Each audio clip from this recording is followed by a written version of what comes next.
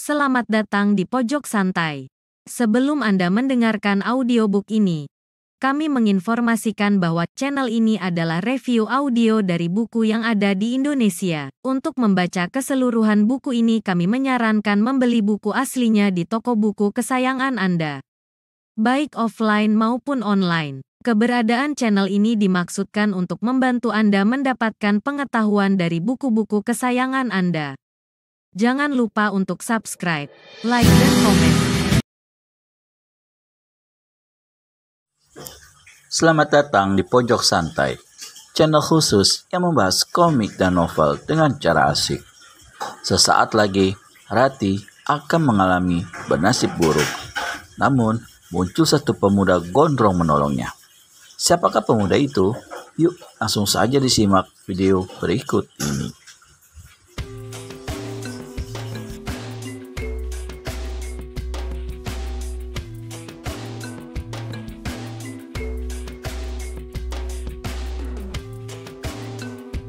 Pada tanah yang muncung di pertengahan puncak Bukit Gong, berdirilah sebuah bangunan kayu jati berukir-ukir amat bagus.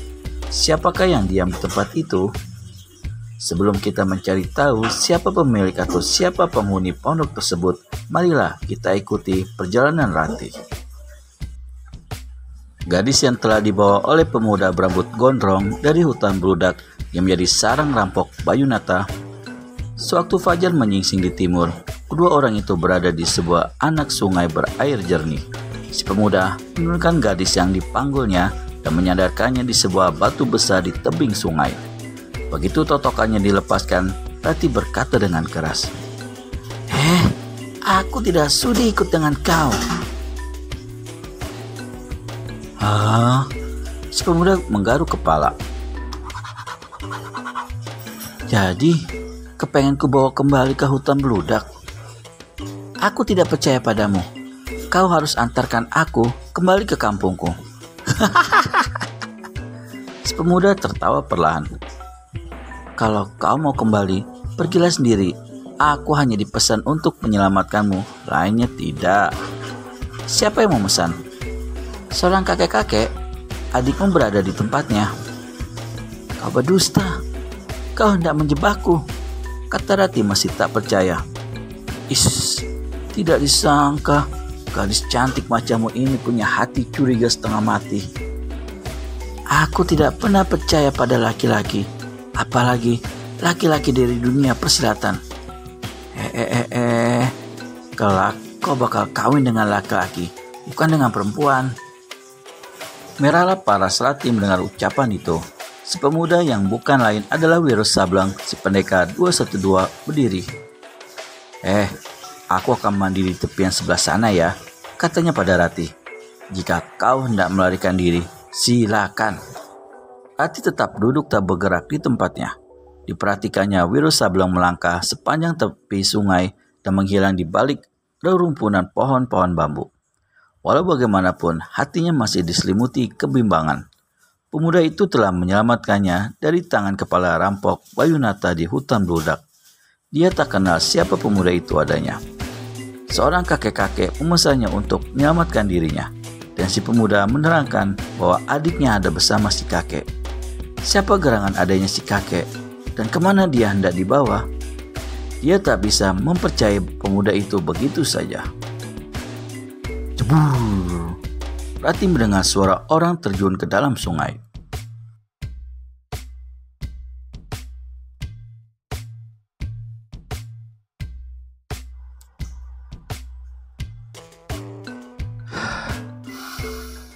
Dia menghela napas dalam. Ketika dia hendak berdiri, barulah disadarinya bahwa saat itu tubuhnya hanya terbungkus dengan sehelai spray. Bagaimana mungkin dia akan melarikan diri dalam keadaan begitu rupa? Dengan mengomel dalam hati, dia duduk di tempat semula. Tak ada jalan lain daripada menunggu kembalinya si pemuda dan pasrah kemana dirinya akan dibawa. Mudah-mudahan saja pemuda berambut gondrong itu bukan manusia jahat seperti yang dicurigainya. Tengah dia melamuni nasib dirinya, Rati melihat semak-semak di depannya terseruak. Di lain saat, dari seruakan semak belukar itu, muncullah seorang pemuda. Pemuda ini bertampang cakap, tapi gerak-geriknya menyatakan dia bukan seorang yang berotak sehat. Baju dan celana yang dipakainya terbalik. Kaki kanan dibungkus dengan kain hitam yang berbentuk kasut. Dia berdiri dengan kedua tangan diletakkan di atas kepala. Memandang pada Ratih, tersenyum dan mengedip-ngedipkan matanya beberapa kali lalu tertawa lebar-lebar. Inilah, katanya sambil mengusap-ngusap mukanya. Inilah gadis yang kucari-cari. Amboy cantiknya. Aku telah bersumpah hanya akan kawin dengan gadis yang berpakaian aneh. Hari ini aku telah menemuinya. Amboy, aku akan kawin. Asik. Pada mulanya, Ratih merasa takut terhadap pemuda ini. Tapi melihat sikap yang aneh serta edan itu, hatinya jadi geli. Dia pura-pura marah dan membentak. Setan gila dari mana ini? Muncul pagi-pagi buta. Wah, Amboy, suaramu merdu amat. Pemuda itu menyaut. Tapi dengar dulu keteranganku. Aku memang gila, otak miring, sedeng, sinting, keblinger. Tapi aku bukan setan loh, bukan jin, bukan pula dedemit, juga bukan iblis. Aku manusia, sama dengan kau.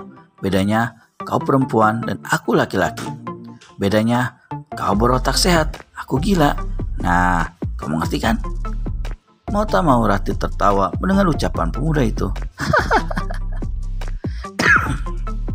Iya, aku mengerti, katanya. Dan si pemuda tertawa senang.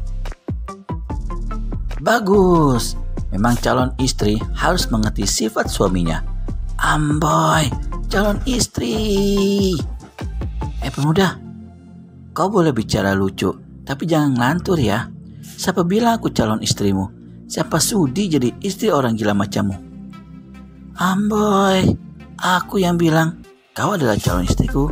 Aku yang bilang, sudi atau tidak itu urusan nanti. Kau mengerti? Tidak kali ini aku tak mau mengerti. Kau harus mengerti. Tidak, harus. Tidak.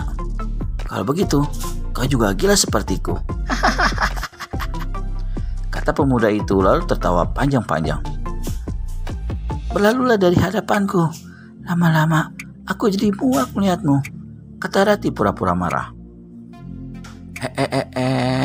Soal muak atau tidak, tak usah diperbincangkan. Sekarang aku terangkan satu hal lagi. Tadi kau bilang, aku setan gila yang muncul pagi-pagi buta. Dengar dulu, dengar.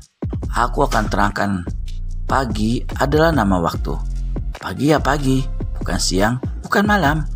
Pagi nama waktu, bukan binatang, bukan manusia, bukan makhluk hidup. Jadi, pagi itu tak mungkin punya mata, apalagi kalau matanya buta. Pagi buta, lucu sekali. Memangnya ada pagi yang tidak buta? Pagi ya pagi, kau mengerti? Kembali Ratih tertawa mendengar kata-kata pemuda sinting itu. Wah, Amboy, kau tertawa. Kau tambah cantik kalau tertawa. Kedua pipimu jadi merah. Dan betapa nikmatnya kalau hidungku kubenamkan di kedua belah pipimu itu. Amboy. Kalau tadi dia tertawa, tapi kini mendengar ucapan si pemuda, kembali Ratih menjadi marah. Lancang amat mulutmu. Dasar manusia tidak berotak. Bicaranya kurang ajar. Kalau aku berotak sehat, masakan aku bicara begitu? Jawab si pemuda. Dia melangkah maju. Jangan mendekat, sentak Ratih. Tidak boleh. Pergilah. Aku akan pergi, tapi kau mesti ikut bersamaku.